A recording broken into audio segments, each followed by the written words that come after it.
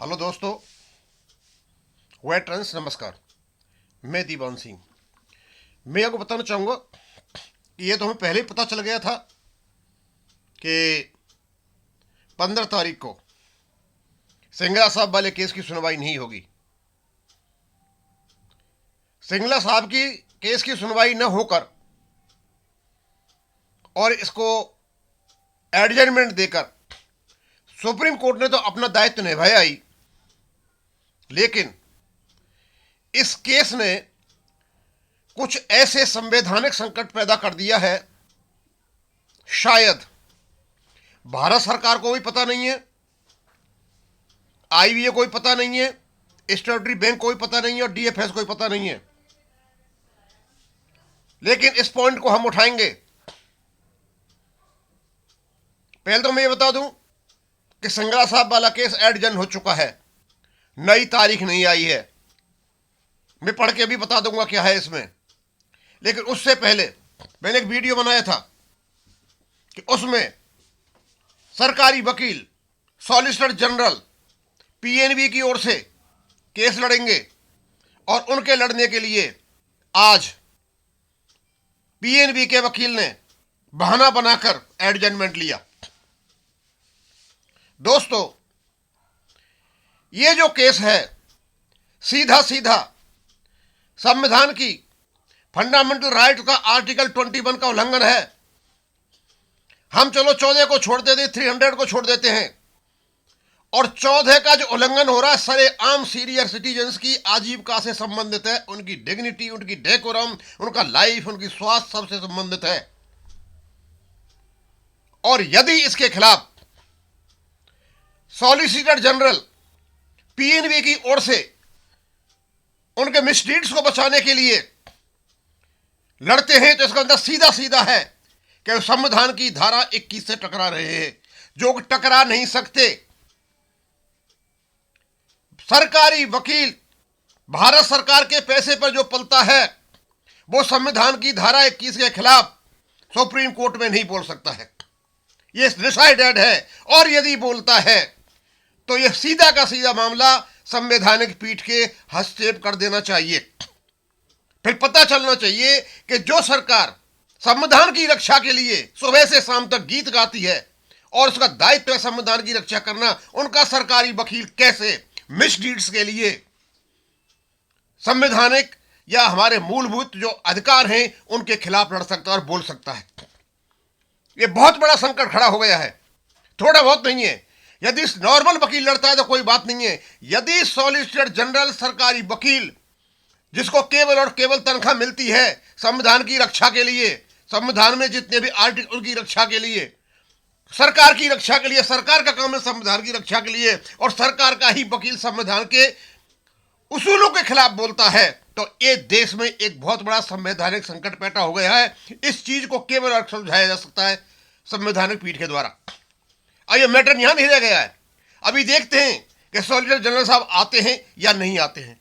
आते हैं तो स्वाभाविक सी बात है, जब पीएनबी की ओर से बोलेंगे तो उनके जो मिसडीड्स हैं उनके बचाव में बोलेंगे, और दूसरी साइड में वो आर्टिकल 14, आर्टिकल 21, आर्टिकल 300A का खंडन करते हुए पाए जाएंगे या उनके खिलाफ बोलते पाए जाएंगे। और जैसे ही वो आर्टिकल 21 के खिलाफ बोलते हैं, स्वाभाविक सी बात है कि वो सरकार के खिलाफ बोल रहे हैं। यानी वो सरकार जिन मूल्यों की रक्षा के लिए बनी हुई है और बनाया गया है, उनको तनख्वाहें मिलती हैं, उसके खिलाफ बोल रहे हैं। ये बोल नहीं सकते। किसी का ऐसा नहीं है कि किसी को पैसे दे करके और किसी को सरकारी वकील को लाओ और ला करके यहां पर खड़ा कर दो, नहीं कर सकते हो। केवल और केवल सरकारी वकील यदि बोल सकता है तो सरकार के लिए बोल सकता है, लेकिन आर्टिकल 21 के खिलाफ नहीं बोल सकता, क्योंकि वहां तो आर्टिकल 21 का प्रश्न उठेगा। स्वाभाविक सी बात है। और सरकारी वकील यदि भारत सरकार की ओर से आते हैं, क्योंकि वो उसमें रेस्पोंडेंट है, तो बोल सकते हैं। लेकिन यदि पीएनबी के लिए बोला जाता है तो स्वाभाविक सी बात है कि पीएनबी के मिसलीड को बताने के लिए एक सरकारी वकील आकर के यहां बोलता है और सरेआम आर्टिकल 21 का कत्लेआम करता है। देखते हैं क्या होता है, वो आते हैं या नहीं आते हैं। लेकिन मैं आपको ये बता दूं कि मेरे बहुत अच्छे कमेंटेटर हैं निर्मल सिंह जी, उन्होंने कहा कि दीवान सिंह जी आप मोदी जी की बहुत बड़ाई किया करते थे। हाँ, मैं बड़ाई की करता हूँ, और ये सारी जितनी भी चीजें, और ये सरकारी वकील भी जो आ रहा है यहाँ पे, हो सकता है मोदी जी को पता ही नहीं हो। ये सब ऊपर ऊपर हो रहा है जितना भी है, क्योंकि उन तक जो बातें जाती हैं वो नीचे सारे मिनिस्टर से छन करके वहां ऊपर तक जाती हैं। ऐसा नहीं है वो अनभिज्ञ हो इन चीजों से, लेकिन कुछ प्रोटोकॉल हैं, उन प्रोटोकॉल के माध्यम हर प्रधानमंत्री, चाहे मोदी जी हो और चाहे कोई बंधा रहता है, हम हालांकि क्योंकि उसका हेड होता है सरकार का, तो सारा का सारा दोषारोपण उसी पर होगा। इसका भी दोषारोपण मोदी पर जाएगा, कोई रोक नहीं सकता इस चीज को। सरकारी वकील यदि हमारे केस के खिलाफ आके बोलता है तो सीधा सीधा इसका लांछन मोदी जी पर जाता है, चाहे इसमें इन्वॉल्व है या नहीं है। आगे मैं इस केस को बता देता हूं। MC Singla case as of 15 January 2026, the MC Singla versus Union of India case, civil number इतना इतना, regarding bank pension updation did not proceed as scheduled in the Supreme Court of India. The following key development occurred today, hearing adjourned although the matter was officially listed for the final hearing today in court number 2 item 117. The hearing was cancelled. Reason for delay: the counsel for respondent number 4, the general manager of Punjab National Bank, filed an application for adjournment citing personal reasons which the court accepted. Case status: the case remains on the regular list of the final disposal involving demands for pension revision under the Bank Employees Pension Regulation 995. Next date: a confirmed next date for the hearing has yet not been provided and is expected to be communicated later via subsequent court circulars के द्वारा आ जाएगी। इस प्रकार का order निकला हुआ है, अभी डेट आई नहीं है, आएगी जैसे ही हम आपको बता देंगे। दोस्तों, मैं एक बात और बता दूं, ये एक बहुत ही नाजुक स्थिति बन चुकी है, और बाद में ये ट्रांसपायर होता है कि पंजाब नेशनल बैंक के वकील ने केवल और केवल इसलिए विड्रॉ किया कि वो जगह खाली कर रहे थे सॉलिसिटर जनरल के लिए। ये जगह खाली करना ही सॉलिसिटर जनरल और भारत सरकार के लिए एक दुविधा का कारण बन सकता है, और यदि यह सिद्ध हो जाता है कि हाँ ऐसा हुआ है, तो हम फिर वीडियो बनाएंगे और ये सरे आम आर्टिकल 21 का कत्ले आम हो रहा है, और वो भी सरकारी वकील के द्वारा। और सरकारी वकील यदि कत्ले आम करता है आर्टिकल 21 का, तो बड़ा सीधा साधा हिसाब है कि इसमें सरकार भी इन्वॉल्व है और सरकार की किरकिरी होगी। आज सबको बोलने का अधिकार है, और सही बात तो बोली ही जाएगी, गलत कोई किसी से गाली नहीं दे रहा है। हम भी बोल रहे हैं। हम सॉलिसिटर जनरल साहब से रिक्वेस्ट करेंगे कि आप पीएनबी की ओर से ये केस को न लें, क्योंकि इसमें आपकी भी और सरकार की भी किरकिरी होती है।